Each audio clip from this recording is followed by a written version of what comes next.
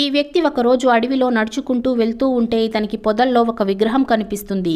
దాంతో ఇతను ఆ విగ్రహం దేవుడి విగ్రహం అయి ఉంటుందేమో అని దానికి నమస్కారం చేసి తనకి తినడానికి ఫుడ్ కావాలి అని కోరుకుంటాడు. ఇతను అడిగిన వెంటనే ఇతనికి ధాన్యం వస్తుంది. దాంతో ఇతను ప్రతిరోజు ఆ విగ్రహాన్ని పూజించి తనకి కావాల్సింది అడిగి తీసుకుని వెళ్తూ ఉంటాడు. ఒకరోజు ఇతను తన నాన్నని కూడా విగ్రహం దగ్గరికి తీసుకుని వస్తాడు.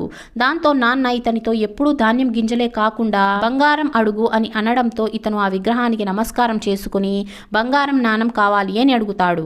అడిగిన వెంటనే బంగారం నాణం వస్తుంది. కానీ ఆ విగ్రహం ఇతనితో మాట్లాడడం మొదలు పెడుతుంది.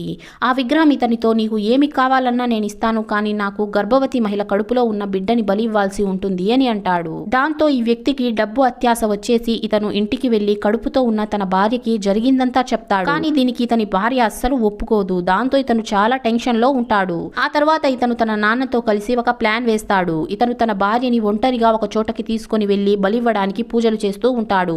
ఇదంతా చూసిన భార్యకి అంతా అర్థమైపోయి మెల్లిగా తన పెద్ద కొడుకుని తీసుకుని అక్కడి నుంచి వెళ్లిపోతూ ఉంటుంది. ఇది తెలిసిన భర్త తన భార్యని ఆపడానికి ఎంత ట్రై చేసినా కూడా ఆమె ఆగదు. దాంతో అతను ఆమెని బలవంతంగా తీసుకుని వెళ్లి బలివ్వాలని చూస్తూ ఉంటే ఆమె తన భర్తని చంపేసి తన కొడుకుని తీసుకుని శాశ్వతంగా ఆ ఊరిని వదిలేసి వెళ్లిపోతుంది. Please subscribe.